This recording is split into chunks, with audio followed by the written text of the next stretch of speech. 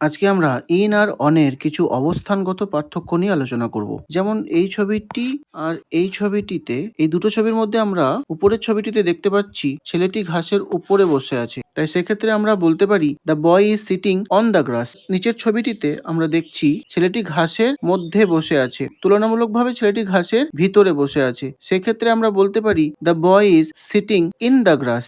এছাড়াও যদি ঘাসের মধ্যে আমাদের কোনো জিনিস পড়ে যায় এবং আমরা সেটা খুঁজে পাচ্ছি না, তাহলে সেক্ষেত্রেও আমরা ইন ব্যবহার করতে পারি। যেমন ঘাসের মধ্যে যদি চাবি হারিয়ে যায়, সেক্ষেত্রে আমরা বলতে পারি দ্য কি ইজ লস্ট ইন দ্য গ্রাস। এই বোতলের ছবিটিতেও বোতলের ভিতরে জল এবং বোতলের গায়ের ওপরে যে কোম্পানির লেবেল আছে সেই নিয়ে কথা বলবো। বোতলের ভিতরে জলের জন্য আমরা ইন ব্যবহার করব এবং বোতলের গায়ে যে কোম্পানির লেবেল আছে তার জন্য আমরা অন ব্যবহার করব, কারণ লেবেলটি বোতলের গায়ে আছে, বোতলের উপরে সারফেসে লেগে আছে। তাই আমরা বলতে পারি water is in the bottle, আর কোম্পানির লেবেলের জন্য বলতে পারি the label is on the bottle. উপরের ছবিটিতে কারের ক্ষেত্রে আমরা এখানে শুধুমাত্র বসতে পারি, সেখানে যেহেতু জায়গা কম তাই আমরা হাঁটা চলা বা মুভমেন্ট করতে পারি না, তাই সেক্ষেত্রে আমরা ইন আ কার বলতে পারি। ঠিক সেরকমই হেলিকপ্টারের ক্ষেত্রেও আমরা ইন আ হেলিকপ্টার বলতে পারি। বাস, ট্রেন, প্লেন বা শিপ এইগুলোর ক্ষেত্রে যেহেতু অনেকটা বড় জায়গা থাকে, সেখানে মুভমেন্ট করার জায়গা থাকে, চলাফেরা করা যায়, সেই জন্য আমরা